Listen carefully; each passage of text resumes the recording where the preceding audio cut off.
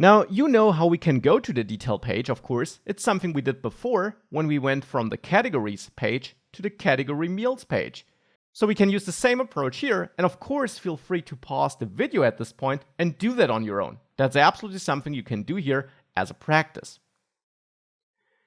Let's of course also do it together though.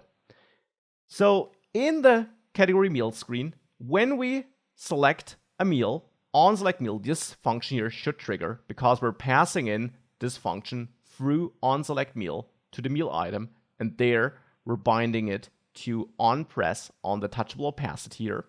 So that should fire on select meal. And therefore in category meal screen, in this function here, we can navigate. Now, since I defined this render meal function where I render my meal item inside of my component, I have access to props. And there, since the category meal screen is our component we load with the help of navigation, I can access the navigation property and the navigate method. And you learned that there we can now pass in the route name where we want to go to, and that would be meal detail. So the route name we set up in the meals navigator, this name here. This will load the meal detail page. Now we'll need to forward some data there. And the data which I want to forward here, of course, is the ID of the selected meal, so that we can then load the details of that meal on that meal detail page to render them there. So on the category meals screen here, we can set up params here on our navigate object, on the object we pass to navigate. And params takes an object of key value pairs, as you learned. That's something we did before.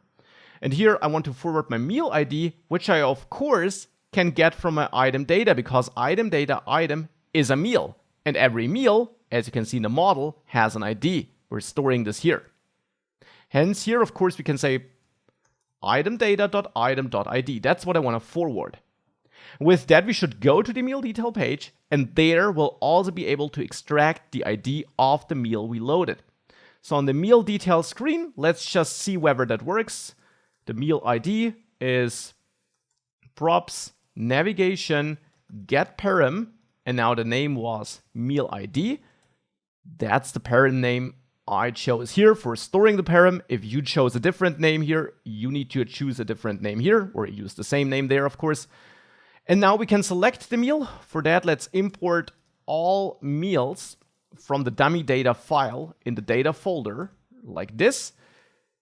And now the selected meal here, of course, is meals find, and then we run this function on every meal there, and it's the meal where the meal ID matches the meal ID we extracted up there. That's our selected meal. To prove that this works, we can output it there. Selected meal.title. And of course, I also want to set the title in the header, and that's also something you learned. You can do this by adding navigation options to this screen here. Navigation options. And you learned that if you want to retrieve something dynamic, you do this with the help of this special function here. Navigation data is what you get there. This function is called for you by React Navigation, as you learned.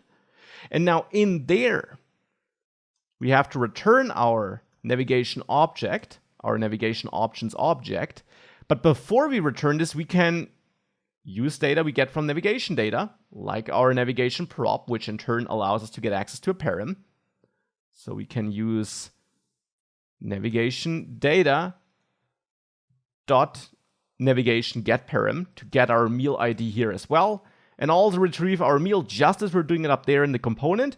Do the same down there for the navigation options, and with the meal selected, we can of course here set a header title to selected meal.title, and that's something we did before. This is how we can extract data here in our navigation options and use that dynamic data there, for example, to set the header title.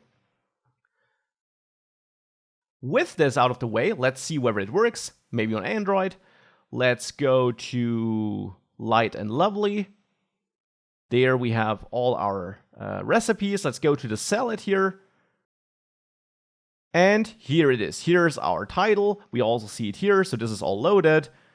If you go to the salmon, we instead see that. So this is all working as it should. Very nice to see. Now it's time to take the next step. Because, for example, we want to be able to mark a meal as a favorite. And for this, I want to have a star icon here in the navigation, which I can press. That's something we're missing yet and we haven't learned about yet. So it's a nice next step.